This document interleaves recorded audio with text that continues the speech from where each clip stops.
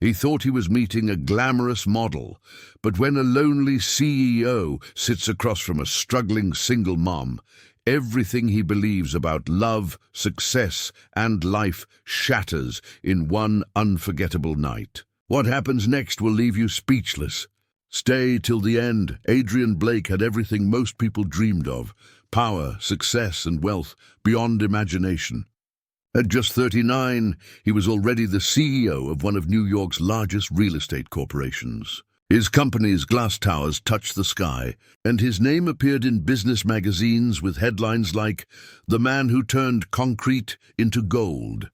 Yet behind those achievements, behind the crisp suits and commanding boardroom voice, lived a man who felt utterly alone. Every evening, after the noise of the day faded and his employees left the office, Adrian would sit by the massive window of his penthouse overlooking Manhattan. The city shimmered below, lights blinking like stars, streets alive with laughter, but inside his world there was only silence. No one waiting for him, no one to share dinner with. His phone buzzed constantly with calls from investors and partners, but when it stopped, the emptiness grew louder. His assistant, Mark, had noticed for months how withdrawn his boss had become. Adrian no longer smiled genuinely. He no longer celebrated success. He just achieved, moved forward, and achieved again, like a machine with no off switch. Mark finally decided to say something. "Boss," he said one afternoon as Adrian signed papers without looking up, "when's the last time you went out with someone?" Adrian raised an eyebrow. "Someone?" "Yeah, dinner, a date. Something that's not about money or business." Adrian leaned back in his chair, amused. "Dates are a waste of time, Mark. I tried that years ago. Didn't end well," Mark sighed. "Maybe that's the problem. You're still holding on to the past." The past, that word always hit Adrian like a brick. Years ago, when he was just starting out, he'd been engaged to someone he thought he'd spend forever with. Her name was Emily, beautiful, ambitious, and driven. But when success finally came, so did temptation. She left him for another man, someone more famous, someone who could offer her the glamorous life she wanted faster than Adrian could.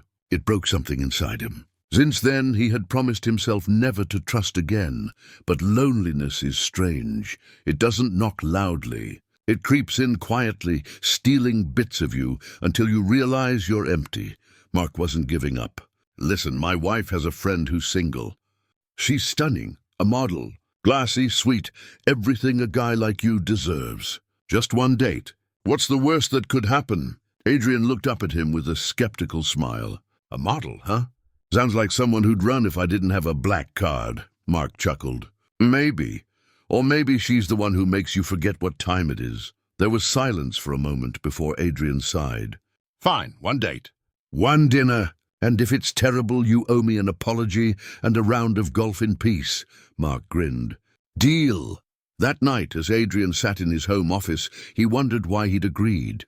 He didn't believe in love anymore, not the kind that wasn't bought or manipulated. But deep down, something in him, something small and buried, still hoped. Maybe he was just tired of talking to himself. Maybe he wanted to hear laughter again, not the echo of footsteps in an empty house. Meanwhile, across the city, in a tiny apartment on the Lower East Side, a young woman named Clara Reynolds was living a very different kind of life. Her walls were cracked, her fridge half empty, but her heart was full. She worked 2 jobs, mornings at a diner, nights cleaning offices, just to support her 6-year-old son, Oliver. Every morning, she kissed him on the forehead before school and whispered, "One day, things will get better." But things didn't seem to that same week. Clara's best friend, Mia, came over and dropped a bombshell. "Clara, you need to get out. Live a little. My husband's friend's boss is going on a blind date with a model, but she just cancelled." "Why don't you go instead?" Clara laughed in disbelief. "Me, a blind date? With a rich man? Mia, look at me. I don't even own a decent dress." Mia grinned. "That's what I'm here for. You'll borrow mine. Come on, what's the harm? Free dinner? Fancy place? No one gets hurt." Clara shook her head, but something inside her whispered that maybe it wouldn't be so bad to feel special, just for one evening. She hadn't been on a date in years. Between long shifts and raising Oliver, she barely had time to look in the mirror, let alone dream. So she agreed. Just one night. Just one dinner. Nothing more. The next evening, the restaurant glowed with golden chandeliers and soft music. Wealthy couples laughed over champagne, while waiters in white gloves moved gracefully between tables. Adrian arrived first, in his usual black suit, his confidence like armor. He didn't expect much. He never did. When the doors opened and Clara walked in, everything changed. She wasn't the kind of woman men turned their heads for at first glance. She was simple, modest, unsure. But her eyes carried something rare, kindness. She looked around nervously, clearly out of place among all the designer gowns. Adrian noticed her immediately. Something about the way she held herself, nervous but genuine, drew him in. He stood up as she approached his table. "Clara?" She nodded, her hands trembling slightly. "Yes, you must be Adrian." They shook hands awkwardly before sitting. The first few minutes were filled with polite conversation. Small talk about the city, the weather, the restaurant.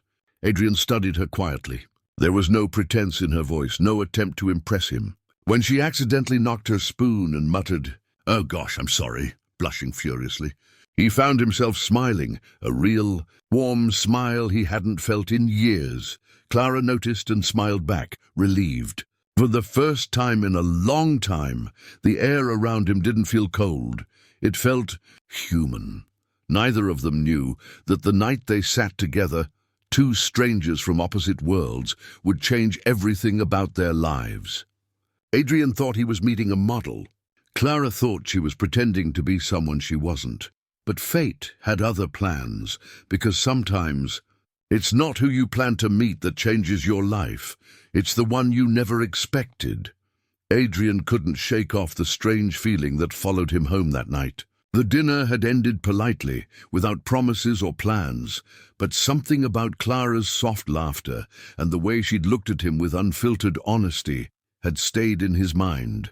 She wasn't the glamorous model he'd been told to expect, not even close. She wore a simple blue dress, probably borrowed, and her shoes had seen better days. But when she talked, it wasn't about fashion, parties, or success. She spoke about real life, the rising cost of groceries, her favorite diner coffee, her son's fascination with stars. He'd spent his whole career surrounded by people who calculated every word for advantage, every compliment for favor. Clara didn't. She didn't seem to want anything from him. That confused him, and somehow comforted him. The next morning he couldn't focus at work. His assistant, Mark, noticed immediately. "So, how'd it go with the model?" Adrian looked up from his laptop, expression unreadable. "She wasn't a model." Mark froze. "Wait, what?" "She wasn't who you said she'd be." "I think there was some mix-up." Mark frowned, tapping his pen against the desk. "But my wife swore." Adrian cut him off. "Doesn't matter. She was nice." Mark's jaw dropped. "That's a first. You usually call dates boring, fake, or unbearable." Adrian smirked slightly. "Yeah, well, this one was different." He didn't admit it aloud, but the truth was, Clara had made him feel seen. Not as the billionaire CEO everyone respected or envied, but as a man, just a man, sitting across from a woman who treated him like anyone else. Still, a part of him was irritated. He hated not knowing. Who was she, really? Why had she shown up if she wasn't the person he was supposed to meet? He decided to find out. Later that afternoon, he called the restaurant, pretending to check the reservation details. When the hostess confirmed the woman who arrived had used the name Clara Reynolds, he quickly searched her online. There wasn't much to find. No social media, no LinkedIn, no fancy lifestyle photos. Just a few mentions from local community events. A charity food drive volunteer, a school mom committee helper. And nobody in his world's terms, but something about that made him curious, not dismissive. That night he sat in his penthouse again, the city lights reflecting off the glass. He scrolled through his phone, hovering over her number, the one she'd written on a napkin before leaving. He wanted to text her, maybe thank her again. But he didn't. What would he even say? Hey, I can't stop thinking about how you accidentally dropped your spoon and made me laugh for the first time in a year. He sighed and set the phone down. Meanwhile, on the other side of the city, Clara was trying to forget the evening. She sat on her small couch with her son, Oliver, watching cartoons. He rested his head on her arm, giggling as she gently brushed his hair aside. For a few moments, everything felt normal, but her mind kept replaying the dinner, the way Adrian had looked at her, the quiet confidence in his voice, the intensity in his eyes. He was kind, yes, but he was also intimidating. She knew men like him didn't belong in her world. When Mia called later that night, Clara groaned. "Don't tell me. Your husband's boss found out?" Mia laughed nervously. "Actually, he liked you." "What?" "No, that's not possible. Clara, I'm serious. He told Mark you were different. He doesn't know the mix-up yet, but I think you made an impression." Clara's heart skipped. "Mia, that was supposed to be a one-time thing. I lied to him, remember? He thinks I'm someone else." "Relax," Mia said. "Just see where it goes. What's the worst that could happen?" Clara didn't answer, because deep down she already knew. 2 days later, Adrian surprised himself by calling her. He wasn't even sure why. Maybe it was curiosity, maybe something more. When she picked up, her voice was soft and cautious. "Hello?" "Hi, it's Adrian. From the other night." Hi." She sounded flustered.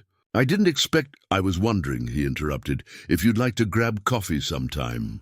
Nothing fancy. Just coffee." Clara hesitated, her heart racing. "Coffee?" "Yeah. I promise I won't make you eat at a place with chandeliers this time." She laughed before she could stop herself. "Okay, coffee." When they met again, it was in a small cafe tucked between 2 bookstores, cozy, warm, and worlds away from his usual luxury spots. Adrian wore casual clothes for the first time in years, jeans and a dark sweater. Clara came straight from work, her hands still smelling faintly of cleaning detergent. They talked for hours. About everything. Her son, his childhood, how he started his company from nothing, how she managed 2 jobs and still found time to volunteer.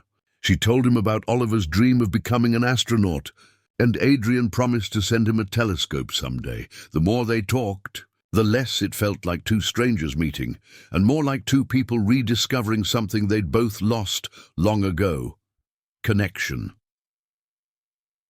As the weeks passed, they met more often. Lunches turned into dinners, dinners into long walks in Central Park. Clara still hadn't told him the truth, that she wasn't a model, that she'd shown up to that date by mistake.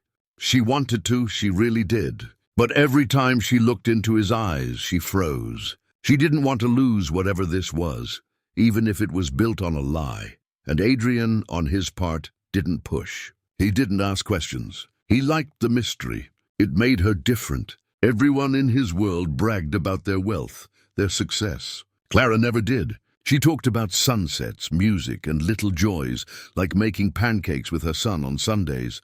But cracks were starting to form. Mark's wife, curious and a bit nosy, finally realized the truth. One evening, as Mark told her that Adrian was still seeing the woman from that date, she gasped. But Adrian's date cancelled that night. Clara went instead. Oh no! The next day, Mark reluctantly told Adrian the truth. Adrian just stared at him, stunned. "You're saying—" "She lied to me?" Mark swallowed. "Technically, yes. But she didn't mean harm. It was an accident." And then Adrian didn't let him finish. He turned away, jaw tight, eyes cold again, the warmth from the past few weeks replaced by something darker. That evening, as he sat alone in his penthouse, he couldn't decide what hurt more, the lie itself or the realization that he'd finally let someone in, only to be fooled again. He stared at his phone, Clara's name glowing on the screen. He wanted to call her, to demand the truth. But instead, he turned off the phone and poured himself a drink, because the man who thought he'd stopped believing in love had started to believe again. And now, it felt like a cruel joke, and across the city, Clara sat on her bed, her son asleep beside her, tears streaming down her face. She knew the truth would come out eventually. She just hadn't expected it to hurt this much, because for the first time in years, she'd fallen in love. The night after their blind date, Adrian couldn't stop thinking about Clara. It was strange. He had met countless women before. Women dressed in designer clothes and drenched in expensive perfume. Yet none of them had stayed in his mind the way she did. There was something about her warmth, her nervous laughter, her eyes that carried both exhaustion and hope. For the first time in years, he replayed a conversation not because of strategy or gain, but because it made him feel something real. At his office the next morning, Mark walked in with a smug grin. "So, how was the date with the model?" Adrian didn't answer immediately. He just stared out the window for a long moment before replying, "She wasn't a model." Mark frowned. "Wait, what do you mean?" "My wife's friend. She wasn't the woman you described. Her name was Clara. She works 2 jobs and is raising a son." Mark's eyes widened. "You're joking, right? You went out with the wrong person." Adrian nodded slightly, but a small smile curved his lips. "Apparently." Mark shook his head in disbelief. "And you stayed? You didn't walk out?" Adrian turned toward him, his expression soft. "For once, I didn't feel like I needed to. She was different." Mark didn't press further. He could see it in his boss's face. Something had shifted. Adrian looked less like the hardened CEO who spent his nights buried in numbers, and more like a man who had remembered what it meant to feel alive. Meanwhile, across town, Clara sat in her small kitchen with a cup of instant coffee. Her son Oliver was at school, and her mind kept drifting back to the night before. She had expected awkward silence, maybe judgment, but Adrian had been kind. He'd listened when she talked about her son, asked about her work, and didn't seem embarrassed when she admitted that sometimes she struggled to make ends meet. He had even laughed, genuinely laughed, when she told him about Oliver's dream of becoming an astronaut who delivers pizza to space. Still, she knew people like him lived in a different world. Men like Adrian Blake didn't date women like her. It was a nice evening, nothing more. She told herself not to think about it again. But she couldn't help smiling when she remembered how he had insisted she take the leftover dessert home for your little astronaut. Later that week, Adrian surprised himself by calling her. His voice on the phone was hesitant but calm. "Clara, it's Adrian. From the other night." She paused mid-step in her living room, heart pounding. "Oh, hi, I didn't expect... it's nice to hear from you." "I was wondering," he said carefully, "if you'd like to have dinner again. This time, no fancy restaurants. Maybe something simpler." There was a brief silence before she answered softly, "Sure, but only if I can pay for my own meal this time." Adrian chuckled. "Deal." They met at a small diner near the Hudson River. No chandeliers, no suits, no cameras, just warm lights, coffee mugs, and the smell of apple pie. Clara wore a simple blue dress and a nervous smile. Adrian wore a plain grey shirt and jeans, looking far less like the billionaire everyone read about. Their conversation flowed easily. They talked about childhood, dreams, and even fears. Clara told him how she'd lost her husband in a car accident 5 years ago, and how she'd been struggling ever since. Adrian didn't interrupt. He didn't pity her. He just listened, really listened, something she wasn't used to. When she asked him about his life, Adrian was honest for once. "Everyone thinks success feels like freedom," he said quietly. "But it's just another kind of cage when you have no one to share it with." Clara looked at him for a long moment before replying, "Maybe you just need the right person to open the door." Her words stayed with him. After dinner, Adrian insisted on walking her home. It was a cool evening. The city lights reflected on the wet pavement, and the distant sound of traffic hummed like background music. They walked side by side, neither saying much. When they reached her apartment building, Clara turned to him and smiled softly. "Thank you, Adrian." "For not treating me like a mistake," he hesitated, then said, "You're not a mistake. Clara, maybe you're exactly what I was supposed to find." She looked down, cheeks warm, and whispered, "Good night." That night, Adrian couldn't sleep. He sat on his balcony with a glass of whiskey, staring at the skyline. He'd built towers that touched the clouds, yet he'd never felt as high as he did when Clara smiled. But a part of him was scared of feeling again, scared of letting someone close enough to hurt him. In her apartment, Clara tucked Oliver into bed and sat beside him, watching his small chest rise and fall. She didn't know what Adrian wanted from her, but she knew one thing. He didn't look at her the way other men did. He saw her, not her struggle, not her worn-out clothes or tired eyes. Just her. Days turned into weeks, and their connection deepened. Adrian started stopping by the diner where she worked, always sitting at the same corner booth. Sometimes he'd just order coffee and talk to her between her shifts. Other times he'd bring Oliver small gifts, books about space, little astronaut toys. He never crossed any lines. He just showed up, consistently, quietly, like someone who genuinely cared. One afternoon, Clara's manager scolded her for chatting too long with that rich customer. Embarrassed, she avoided Adrian for days. But then one evening, as she was closing up, she found a note under her coffee mug. Didn't mean to cause trouble. "I just enjoy seeing you smile." "Hey," she laughed softly, folding the note like a secret. For the first time in years, she let herself believe that maybe, just maybe, good things could happen to her too. But the world wasn't done testing them. Because in the background, whispers had started. Employees, the media, even Adrian's board members. The CEO is dating a poor waitress? They called it reckless. They called it foolish. And Adrian, the man who never cared what others thought, found himself facing a decision he never imagined. Protect his image, or protect the woman who had unknowingly healed his broken heart. Little did he know, Clara was about to make that choice for him. The next few weeks were a blur of confusion, whispers and headlines that Clara wished she could unsee. It began with one blurry photo. Adrian Blake, the billionaire CEO, sitting in a corner booth of a small diner, talking to a waitress. The image spread like wildfire. Gossip sites ran headlines like, "From boardrooms to breakfast specials, has Adrian Blake lost his mind?" Clara didn't even know at first. She found out when one of the regulars, an older woman with a gossip magazine in hand, waved it at her while she was refilling coffee cups. "Sweetheart," the woman said kindly, "is this really you?" Clara froze. There it was, her photo, her name, printed beside a caption that made her feel small. "Mystery waitress captures billionaire's heart."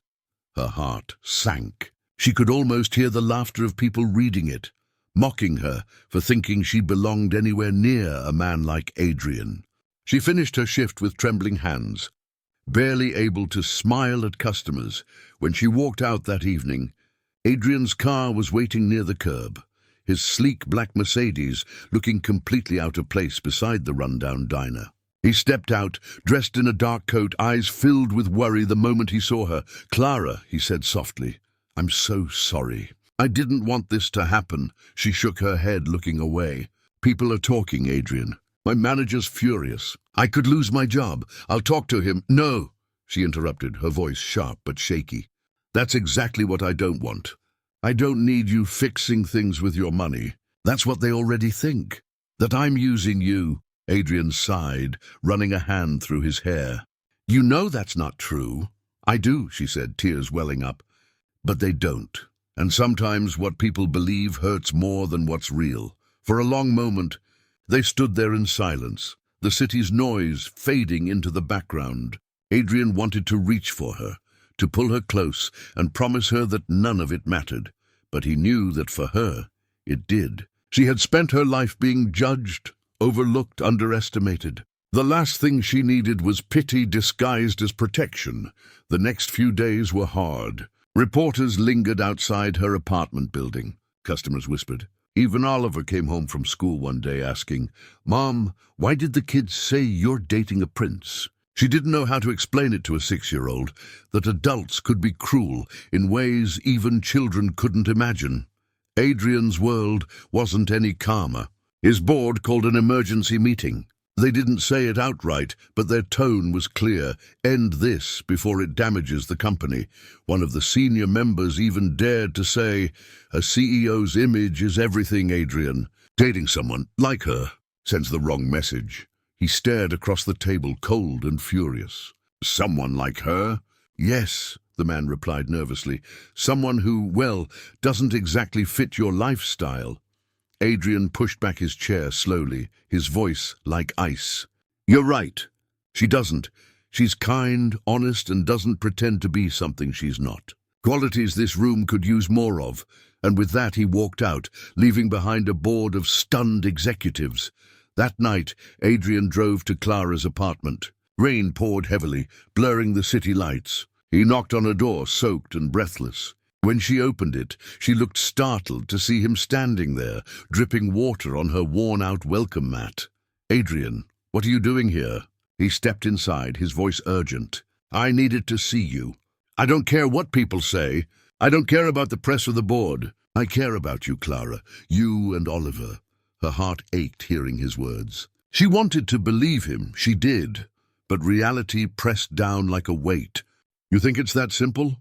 She said quietly. It's not just gossip.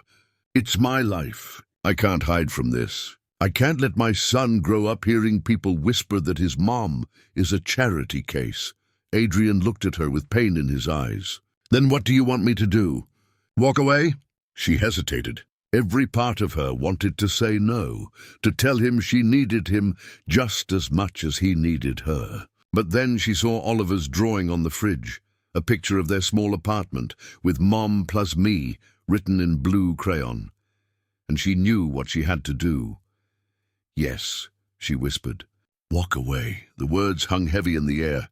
Adrian stared at her, disbelief turning to heartbreak. You don't mean that. Tears streamed down her cheeks. I do. You have an empire to protect. I have a son to raise.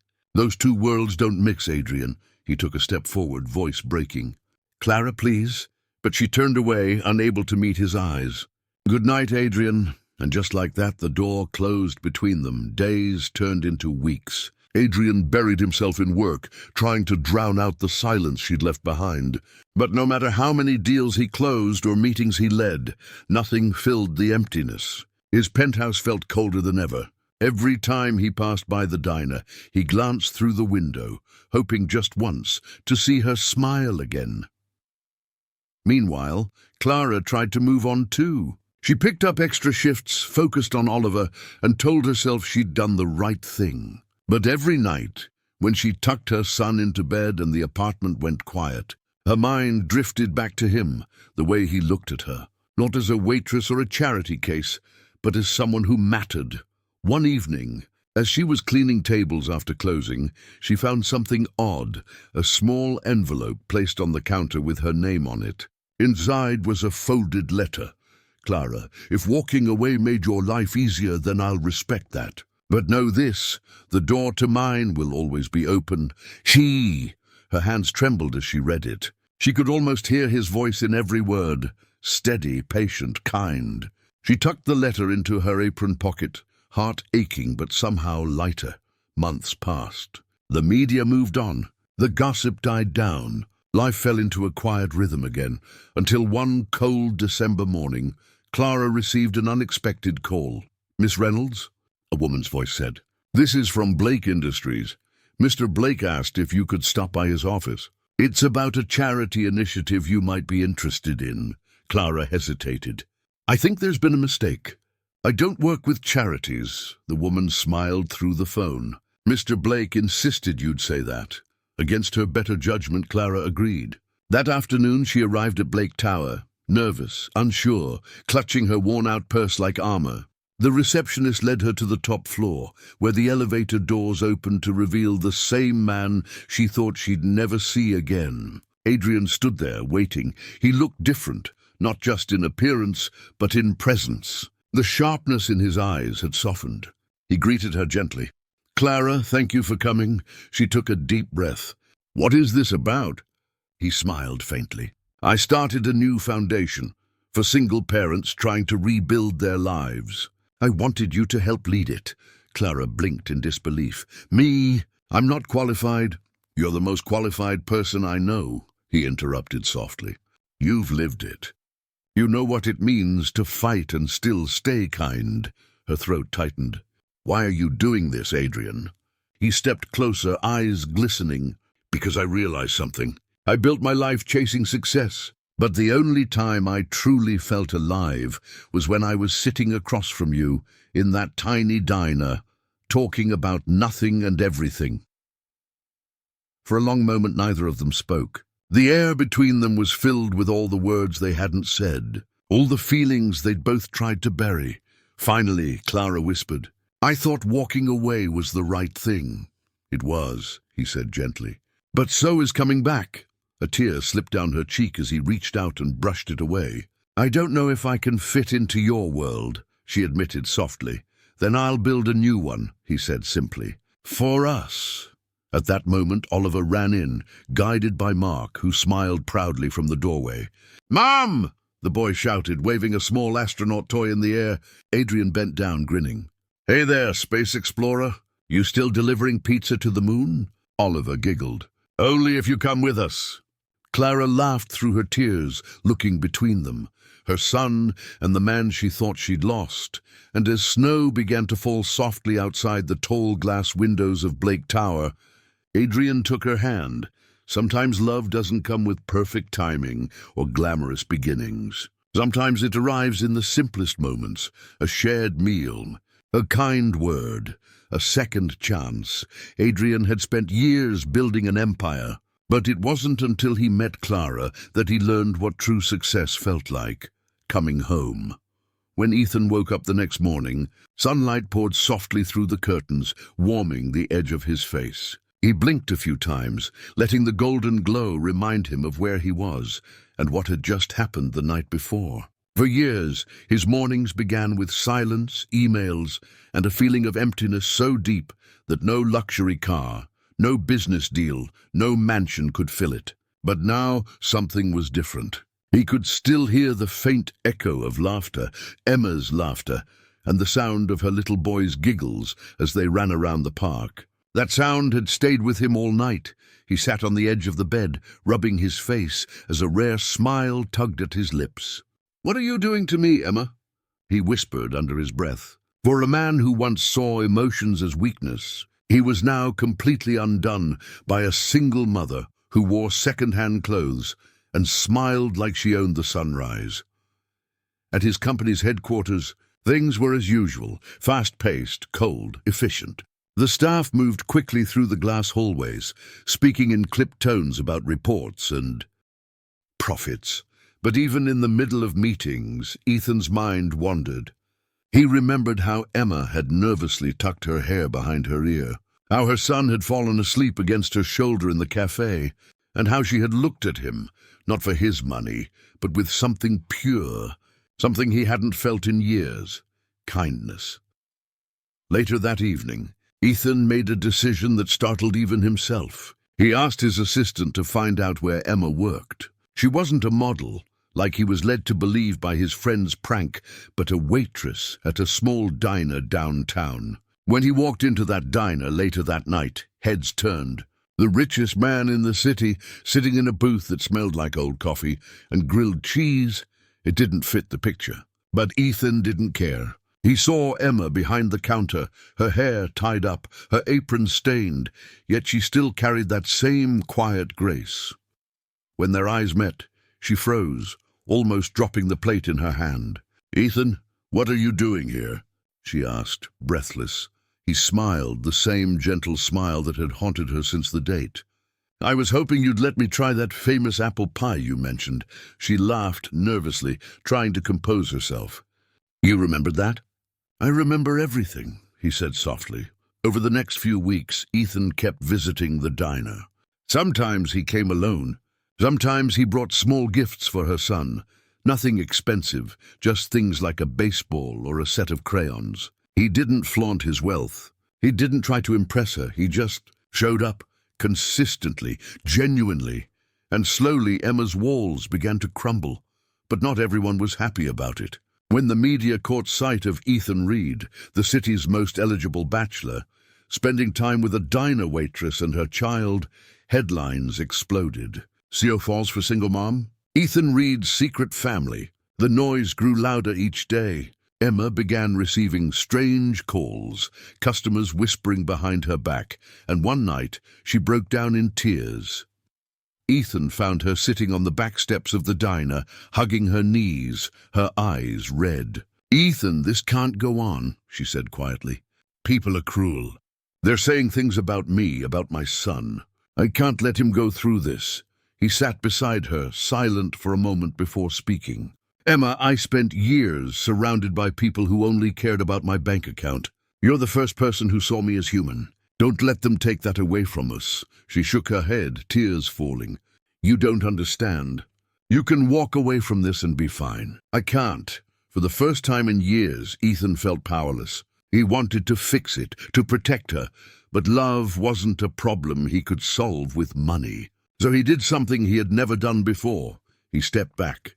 Days turned into weeks. The diner felt emptier without his visits, but Emma focused on her son, trying to forget. Yet every night, when she closed her eyes, she saw him sitting across from her in that cafe, looking at her like she mattered. Then one evening, as she walked home in the rain, she saw something on the street corner. An old man struggling to keep his cart upright as the wind howled. She ran to help him, her umbrella flipping inside out. "You'll catch a cold," she said, laughing despite the storm. The old man smiled and handed her a small flyer.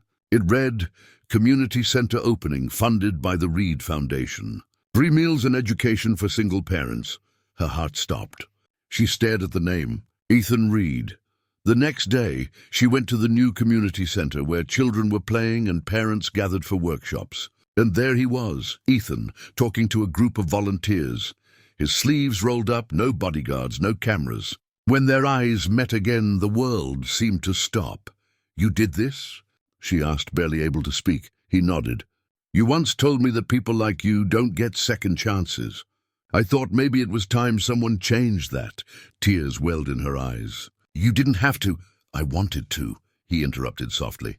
"Emma, you changed how I see everything. I spent years building walls of glass and steel, and you reminded me what real strength looks like. It's you, it's your son, it's every single parent fighting to survive. You didn't steal my heart, Emma. You showed me I still had one."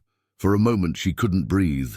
The noise of the world faded, and all she could hear was the pounding of her own heart. Then, without thinking, she took a step forward and hugged him. It wasn't glamorous or cinematic, just real. Weeks later, the world's headlines shifted again, but this time they read differently. "Billionaire CEO redefines success, love, hope, and humanity." But for Ethan and Emma, it didn't matter what anyone wrote. Their story wasn't about wealth or status. It was about two broken souls who found light in each other's darkness. In the end, Ethan sold his penthouse and moved to a smaller house near the community center. Emma quit the diner and began working there, helping other single parents like her. Her son adored Ethan, who now spent weekends teaching him how to throw a baseball. And every morning, when Ethan woke up to laughter instead of silence, he'd whisper the same words that started it all.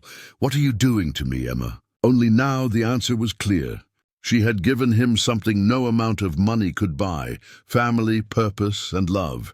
He went on that blind date, expecting nothing more than a way to pass time, maybe even a laugh. A lonely CEO, living in a glass tower of wealth and silence, used to people faking smiles around him. He thought he'd meet a glamorous model, someone who'd fit into his picture-perfect world. Elegant, flawless, the kind of woman he was supposed to be seen with. But when he sat across from a struggling single mom, wearing a simple dress and carrying the weight of a hard life in her tired smile, something inside him changed. At first he was confused, embarrassed even. How could this woman, this ordinary stranger, be his blind date? But as the night went on, her honesty, her humor, and her quiet strength began to tear down the walls he'd built around himself. For the first time in years, he wasn't being admired for his money, his name, or his success. He was being seen, truly seen, as a person. She didn't try to impress him. She didn't flatter him. She simply listened, cared, and spoke with a kind of truth he hadn't heard in years. And in that simplicity, he found more beauty than in all the polished. picture-perfect people he had ever known. When she spoke about her struggles, raising her child alone, working 2 jobs, still believing that better days would come, he saw something he had lost long ago: hope. The kind that doesn't come from money or fame, but from faith in kindness and love. As their paths continued to cross after that night, his world slowly began to change. The boardrooms, the luxury cars, the endless meetings, none of it mattered as much anymore.